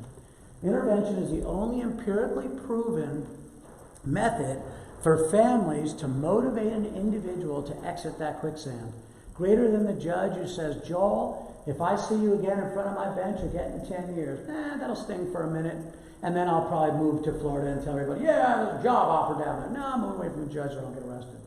The other one is maybe the doctor who says, Joel, if you continue to drink, you'll be dead in a week. It'll sting for a minute when I hear it. And then I'll go home and do the very same thing I've been doing for years that never worked, but I'll try it again. I'll try to limit my drinking or change what I'm drinking. And find out that it doesn't work, and that's why I'm addicted. Addicted people can't keep their restraints. They make promises to their usage that they can't keep. That's how you know they're addicted. So I'll try that, and I'll end up in emergency rooms with my liver exploding, and I might eventually end up in the funeral home. Because it only stings for months. It doesn't have leverage. It stings and you don't want to hear it. You think, I've got to do something. But it's not nearly the leverage that families have to raise the bottom and motivate decisions, especially for intervention. Why? Why do families and loved ones and spouses have such an enormous pull on the people? Well, one, because if your family is a DNA connection, you're DNA connected. Two, you're the first simple society for that human being, the home, the spousal relationship, or the family. Especially with a parenting situation, when that child exited their mother's womb from a place of complete contentment into complete upheaval while there's crying, complete strange abandonment of every state of comfort, removed, who's there to receive them? You. You stop the crying. That's DNA ingrained in me. The first attachment emotion, primal and innate to all human beings, is love. It's the most innate, original experience of the child. That's why attachment theory or disattachment is so important, because it fabrics into my being the potential for love. Right from the door. That's why when the Bible says unreciprocated love is like vinegar and salt, It's because it's our most primal, innate need, built in by God, to feel attached. It's amazing, isn't it? The first one has to be to God, and that's what we as parents are trying to do, is get our children to remove their primary attachment from us to the Lord. It's the entire journey of raising your child. To pop the umbilical cord off of you and have them plug it into God. Because you and I as parents are going to go into the dirt. Child can't come with us. They need to be connected to the Lord to walk their life, right? And so you as the family, you affirm my value as a human being. When I have a hard day at work, I come home to you, even if we're dysfunctional, it doesn't matter. Even if we're a whack family, that's home. That's where my level of acceptance is. That's where people know me better than anyone else. That's where I can throw up on my shirt and we'll get over it. There's a level of acceptance and affirmation that doesn't exist anywhere else on the planet, and you provide it. Every candle on every cake that I ever blew out, you put there as my family. And when you were singing to me happy birthday, and this is what you're hearing as well, when people are singing happy birthday to you, you know on a subconscious, intimate level, you don't really hear happy birthday. What you really hear in the inner dwelling of your being, we love Joel, one of the greatest people ever, we're so glad he's alive. That's what people are saying, and that's what you hear. Well, I've been hearing that my whole life. So when you finally say to me, when the world is no longer a place I'm fairly attached to because my addiction makes it impossible to attach to larger society, because I'm disapproved in every domain, when you say to me, we will also detach, that's it. You're I scream at you, leave me alone! But in parentheses behind that are the words, but don't go too far away. When you do intervention, you don't play on the leave me alone. Your string is played on the parentheses, but don't go too far away. It doesn't matter what's coming out of my mouth. I can tell you all to go you know where, but I don't feel that way. You affirm my value as a human being. I don't care if there's 100 things I'm angry at you about. No one does or has the power of influence as you. Nobody. And so when that intervention comes and the family says, Joel, we love you, we also love ourselves, and we're all affected by the addiction. We're all going down. And we can no longer operate as an addicted family. We all need to get well. All of us, not just you, all of us, is the way we do our interventions, my wife and I. And so we're all going to make a commitment to our own wellness. We're going to start going to support. We're going to stay a part of this intervention process. We're going to look for education in the community. That's our commitment. But you have the most acute problem demanding the most acute need because you're poisoning your body. So you're going to need to go to treatment. So we're fighting for this family, and all we're doing is asking you to put some flesh in the game and put up your part of the fight. That's all we're asking you to do. And that person makes a commitment to join in that process and say, okay, I'm going to also fight for this family. And so the problem that families think is that the person has to get to a place of wanting to go to treatment. Let me let you know a secret, guys. Since the inception of treatment programs, which is basically the 1930s when we stopped using prisons and mental institutions, we actually started creating treatment centers. There's never been one person ever who wanted to go to treatment. Ever. Nobody wants chemotherapy. Nobody wants dialysis, and nobody wants a root canal. If my wife and I are trying to figure out what to do on a Saturday night, and I say, honey, should we go to dinner and a movie, or should we go get a tooth extracted? If we picked tooth extracted, we did it willingly because there was a pre-existing condition. You know what that was? The gift of pain. That said, it's more important than dancing. No one wants to go to treatment, guys. The reason people go is because they've received enough influence to be willing to go. The only people that ever go to treatment are people that came to one realization. Whenever you see pictures of people in treatment, these are all people that had to get to this place or they wouldn't have come. You realize, for whatever reason, usually by family intervention, you can no longer separate the high from the consequences. As long as I believe, for any moment, that I can continue to get high and avoid the consequences, with your help, which primarily comes from the family, then I'm not going to treatment. But the minute I come to the realization, usually through family intervention, where everybody who's helping me avoid the consequences have ended it, guess I'm going to treatment. And I'm telling you, go you know where, as I'm going out the door. There's only 1 or 2 cases of 200 interventions I've done where the person's kind of rolled around their shoulder and goes, you're right, I really do. That rarely ever happens. Usually they're angry, resentful, yelling at you, and then they get in the car and go to treatment. Because see, what happens is you don't have to know that you need it. You don't have to want help to know you need it.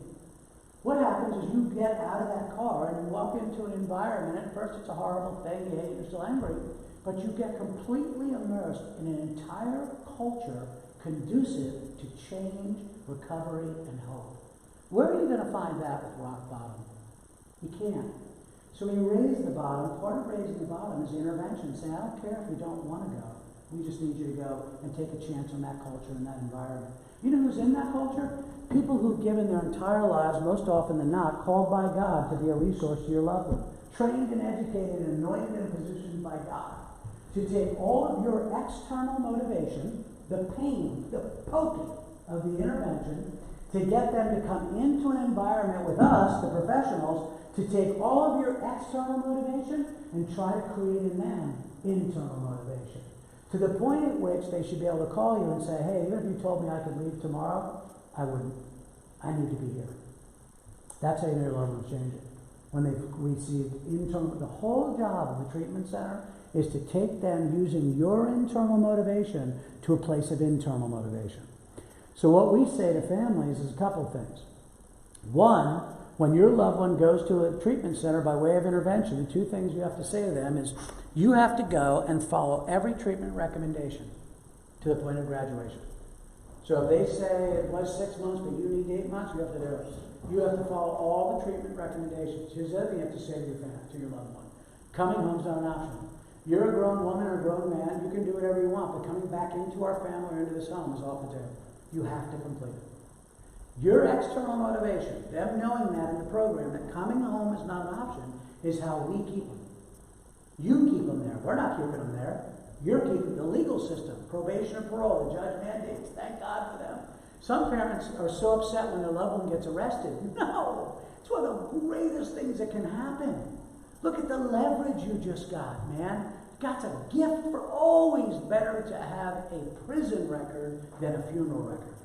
Always. That is a gift directly from God. I've had parents call probation on their child to have them arrested to put them in a position of leverage. Successfully. Every time. Because now that child is out of resources. They can no longer separate the high from the consequences. The judge is saying, here's what you need to do now.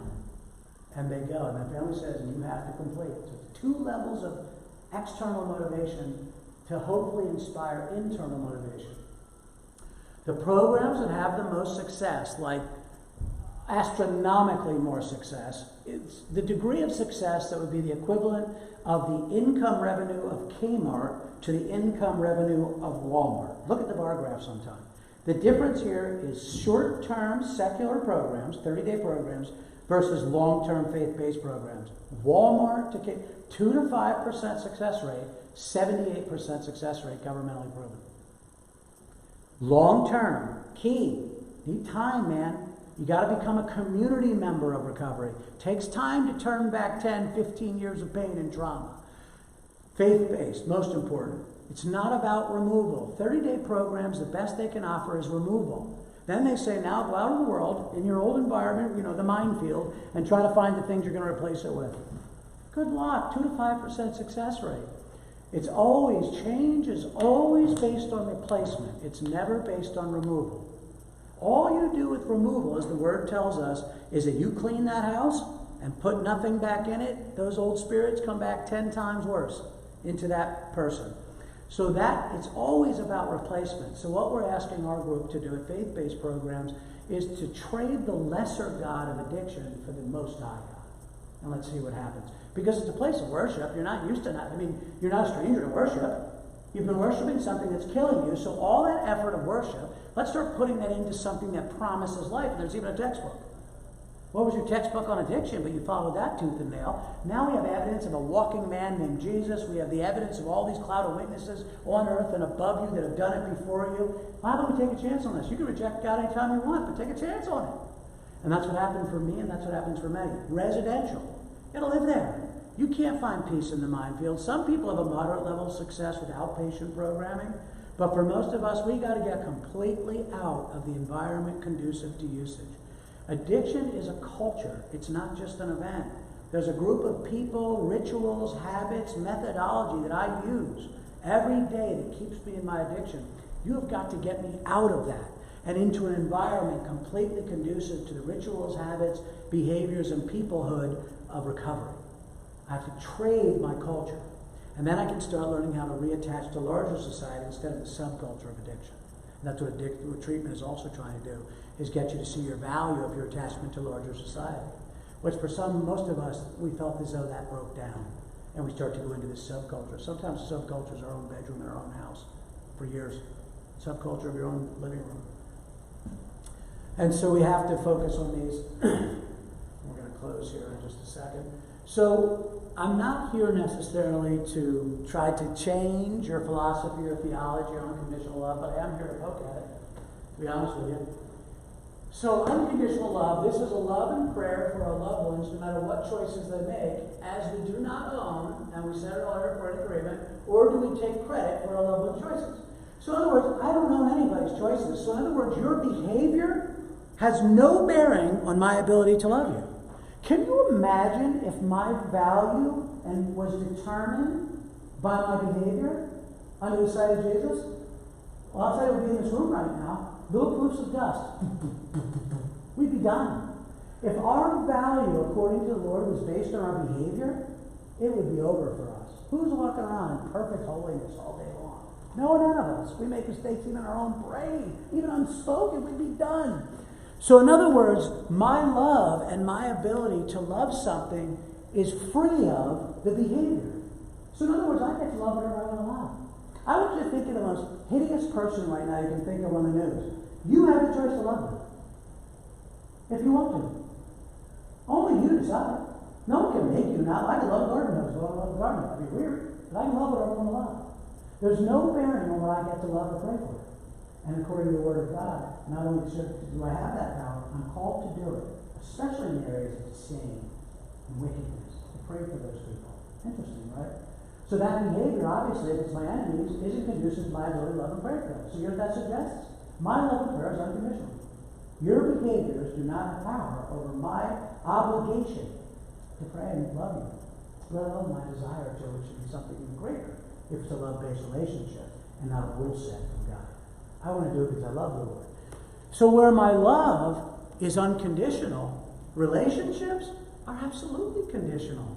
If relationships are not conditional, who needs the 10 Commandments, man? You know who those were rules for relationship with? God. If relationships don't have rules, who needs wedding vows? I suppose cheat on my wife, she get over it. The relationship rules hold me accountable to what allows relationship to grow and blossom.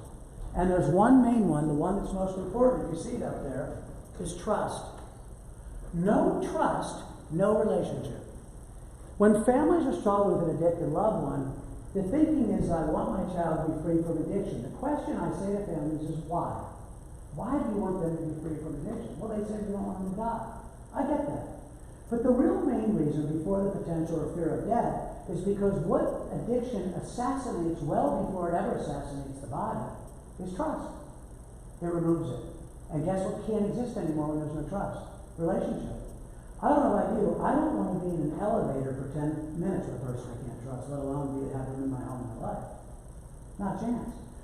When trust has been removed from the relationship, you're no longer technically in a relationship. What you have is an affiliation to another person you love to where once trust existed. And the reason you still have an affiliation with them, and the only thing that matters at that point, is that you are now absolutely set and motivated to rebuild trust. That's why we're asking people to go to treatment. We have to have trust back. No trust, no relationship. What does trust provide? If I trust you, I can feel what with you? Safe. It's all safety, guys. Everything is about safety. Jesus and God says over and over again, I'm your strong tower. I'm your solid rock. I'm your place of safety. 365 times in the Bible, 366 times in the Bible, the most recurrent command of God, do not fear. One for every day, including the leap year. One a day keeps fear away. Right now, amazing? 366 times, the most frequent command, do not fear. Safety is the key. When we get up in the morning, God has wired us to be accustomed and aware of safety. When we wake up in the morning, you know what the first thing you do when your eyes open subconsciously is you don't get up and put your shoes on. The first thing your brain does, it assesses after a place of comatose of sleep that where you are is familiar and safe. It's the first thing your brain does. My alarm clock, my shoes, my wife. I brush my teeth now. It's the first thing your brain does. Now you come downstairs because your brain is geared to safety at all times. You come downstairs and there's something coiled up on the kitchen room floor. It's got to be a snake. And you get a little closer, it's the garden hose you brought in the night before. But your brain didn't immediately say garden hose, your brain said snake. We are safety driven. Safety creates trust because trust also has to include vulnerability. No vulnerability, no degree of relationship building. The relationship builds in my trust and vulnerability to give you all the parts of me that give you all of me, including my fears, my regrets, my remorse, my shame. I give that to you in our relationship. And that builds an incredible bond, a remarkable bond. And so no trust, no relationship. So here's the biblical extraction that God is teaching us throughout the Bible about leadership and about relationships. The Bible teaches us, as we extract, relationships without rules equals rebellion. Here's the other part of it though. Rules without relationship, hello Jesus, equals rebellion. It works both ways. Don't you find it interesting? They both require a measure of rules in relationship, or else we have rebellion. And people will go left and right. And so this is such an important part for us to understand that when you love someone, you love them to such a degree of duty that you're not afraid to say to them, you're defiling our trust. Do you know what builds back the relationship? When two people are in agreement, one is the perpetrator who broke down the trust and the one who's the recipient of the pain, in most cases, come together and come into agreement that we are committed together to build back trust.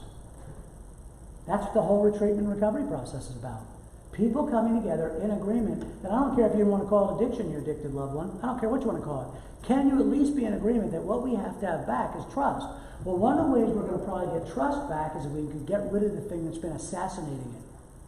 So we do interventions. Sometimes the way we get through the addicted person is on that fact. Some don't even admit they're addicted.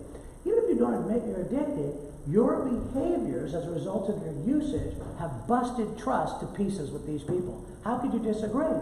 And you would ask that person, do you agree that relationships require trust? And they would say yes. And then you would say, do you want to be in a relationship with these people? Do you love them? They would say yes. Well, then you know what you need to do? Get rid of the thing, no matter what you want to call it. That usage is destroying this trust. Right? Trust is what's trying to be rebuilt. No relationship, no trust. It becomes an affiliation until both people are committed. And you know what builds back trust as the person who was the perpetrator? My good, consistent behavior. That's what builds it back. So what's the time frame for that? There is none. It's a progress. It's process-oriented. It's good, consistent behavior. And as the person who's been violated, that's what you're asking from your loved one, is I need to see good, consistent behaviors that I can learn to trust you again. So these are enabling questions that we ask families. In terms of the ones that are stuck, right? Has the help you've been giving, is it actually helping? Is your loved one changing? All the things you're doing, the bargaining, the pleading, the threatening, the sound logical advice, is any of that stuff working? Look at their actions. Is there clear evidence that your loved one is becoming a responsible person? Or is your loved one continuing down a path to destruction? So let's say that life in this regard of getting freedom from addiction and seeing that freedom happen or seeing that person say, yes, I need help, would be the equivalent of going to the oven and pulling out chocolate cake. Every time for 3, 5, 10 years now, using all these kinds of tactics, every time you go to that oven, vanilla cake, womp womp. You pull it out of your marble cake, womp womp.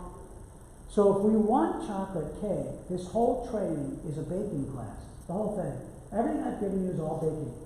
What I'd say to you is if you want chocolate cake, you're going to have to take a chance on using chocolate cake ingredients. You can't get chocolate cake using vanilla cake ingredients. Everything I've shared with you comes out of education and experience. Some of it empirically proven.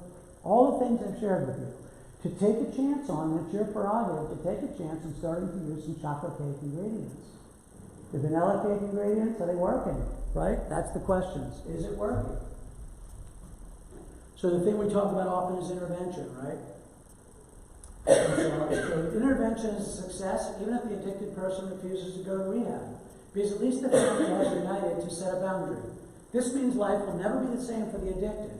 And a process is started that will commonly result in the addicted getting treatment. The model of treatment or intervention that I use is the only empirically proven model. It's called the ARISE model. It's actually an invitational model where you invite people to the intervention. Why would they come? They all come. You script it. You know how to script it. It's very strategic. And that is when the total family healing begins. So here's a nugget that you have to pay thousands and thousands of dollars for to go to intervention training that I'm going to give to you for free. Here it is. If you have an addicted loved one, you have to start cultivating a team of all the people that love that person. You've got to get into agreement and alignment. From this point forward, no one person ever again makes any decisions for the addicted loved one. You have to become a board of directors. So in other words, they call you up and say, when I have $200, your response to them is, I'll check with the family, we'll have a conversation, and we'll let you know. That has to start tomorrow. Tomorrow. Your first meeting has to be with the rest of the family to where you're in agreement that no one person ever again makes any individual decision. You will immediately start teaching the addicted loved one that the family is united and that it's many voices, one message. You have an alive front now to where you're not going to be triangulated anymore by that addicted loved one. You're not going to be cornered with a story to mama, to then to grandma from the addicted person, shaping every view for every individual conversation. Now, when that person is up to you and shares this deep view of another person, you call the other person, the rest of the family say, hey, I just want you to know, Johnny came and boy, did he put you guys in terrible light, that you're brutal animals. I told him I talked to you guys, and you back to me. And you do it. See, I talked to your parents, we're all in agreement. Yeah, we're not going to do that. We're doing love you, your treatment, I'm going to go today. Love you so much. Click. You have to have a live front. You have to be a board of directors. Some of the reason why you have to become a board of directors is because addiction does alienate certain people. So addiction identifies immediately who the soft targets are and who the hard targets are. I will have a very different interaction with the hard targets that don't usually put up with a lot of my manipulation versus the ones in the family that absolutely do. My job is to remove the hard target from the conversations with the soft target.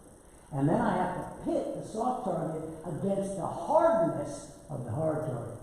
Then the soft target gives me $20 and takes care of my legwork and puts that person in bed. That's the way it works. So you have to become alive. The soft targets and the hard targets all have to come into agreement. That's the way the process begins. And so when I recognize who those soft and hard targets are, that also probably indicates for me in the family who's enabling and who isn't. The hard targets are not enabling me generally. Those are the ones yelling tough love and all kinds of other stuff. And the ones enabling are probably the soft targets. Nobody's a villain in that scenario. I mean, like I said, I don't remember a K through 12 on how to deal with an addicted loved one. We go with usually feels right out of our gut, right? It's usually very feelings-based, parenting skills. What I'm trying to share with you is it requires an education to know when to embrace and when not to embrace.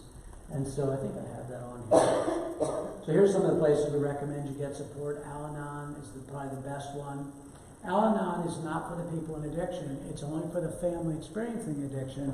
So that way when those families get together, they don't have to feel coerced by their addicted loved one in the room. In other words, they can be honest about the situation without the loved one will say, well, that's not true. Right? You have camaraderie, you have like-mindedness.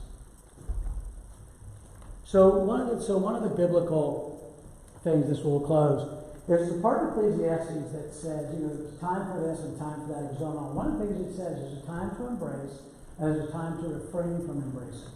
What do you think that means? You have to think about that.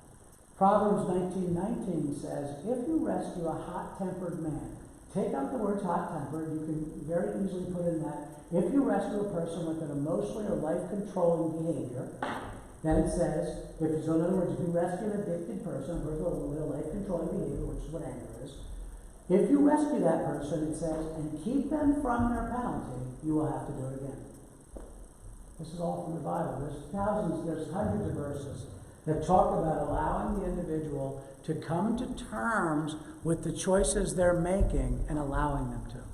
Sometimes we get in the way of God's plan for people in our sympathy and our empathy and our compassion, which I think all comes from a good place. But I think we have to really start learning there's a big difference between the feelings of love and the duty of love. The duty of love has to be taller, has to be wiser than the feelings of love. Has to operate more directly from the Lord than from a human condition and heart. It's tough. It's hard. Intervention will be one of the hardest things you ever did in your life. What I say to families is, if you have an addicted loved one, what's the alternative? More of the same. What's going to be the alternative if it's not intervention? What are you going to do? I don't tell anyone they have to do intervention. Like I said, it's a very difficult thing. You have to find peace with God to do it.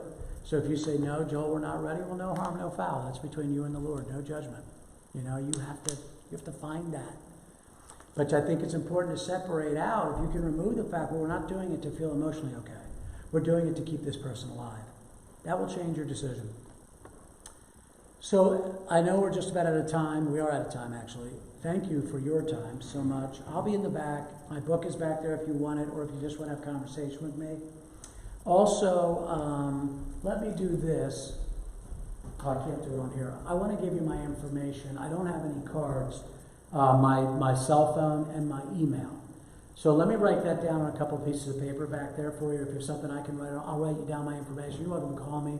I'm available to you anytime. Give me 24 hours. That's usually my rule. If you call me and I don't answer, I'll get back to you in 24 hours at the most. Email is always probably the best way. I'm constantly on my email. And I'll definitely, if you want to have a conversation with me even outside here, I'm open to you. Call me anytime. Okay? I'll definitely be a resource for you. Okay, guys, that's it. Thank you so much. Appreciate you. I hope you got something out that's usable. My pleasure.